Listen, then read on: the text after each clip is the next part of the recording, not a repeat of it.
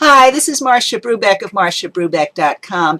In this short video, I want to talk with you about help, how to help people you care about, and how to understand the way you feel about help and how it relates to how other people feel about it. I'm going to tell you a little story first. When I went to the School of Social Work back in 1992-93 in Connecticut, the first thing I did was to go into the school and sign up for something or other. I no longer remember what, in a big room with big flat metal tables with a lot of forms on them. And I remember walking up to one of the tables, and when I glanced up, there was a door in front of me, and on the door there was this huge poster. The poster had a big picture of the sun, and above and below the sun there was this printed motto, and it said, "Help is the sunny side of control." And I think in many ways this was the most important thing I learned when I got my professional training as a social worker, but it's not immediately apparent perhaps to everybody exactly what it means. The point really is that if somebody wants to help you, or if you want to help somebody, what you're doing is not help unless the other person has asked for it. If it's not help, what is it then? Well, actually what it is control. So think about it. Your child wants to do something or other, and you're going to jump in to help, quote unquote. And in your mind, you're going to make it easier for the child to do or get something.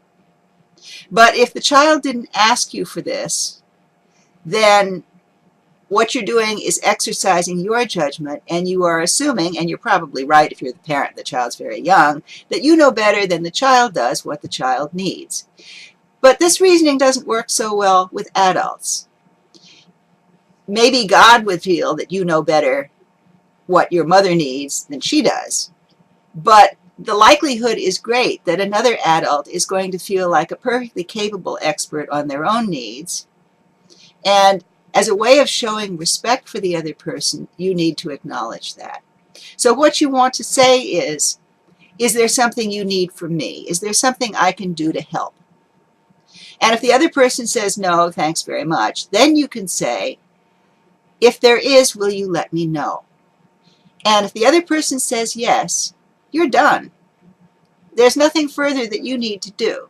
You're respecting that person's autonomy, you're respecting that person's independence and ability to look after him or herself.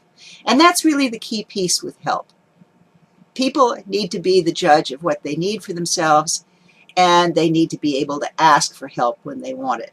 And if the person doesn't ask for help, you know it is really not your problem. It's a skill we all have to develop, the ability to ask for help and the ability to decide whether or not we can give it when someone else appears to need it or when someone else asks for it.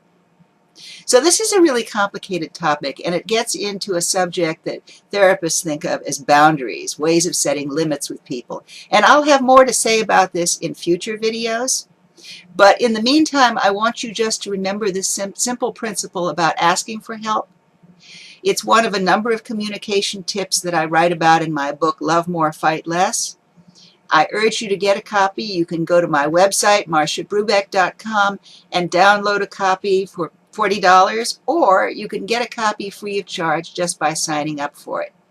So go to marciabrubeck.com and get Love More, Fight Less. It has lots of really valuable communication tips that will do all kinds of good things for your most important relationships. And I'll talk to you again soon.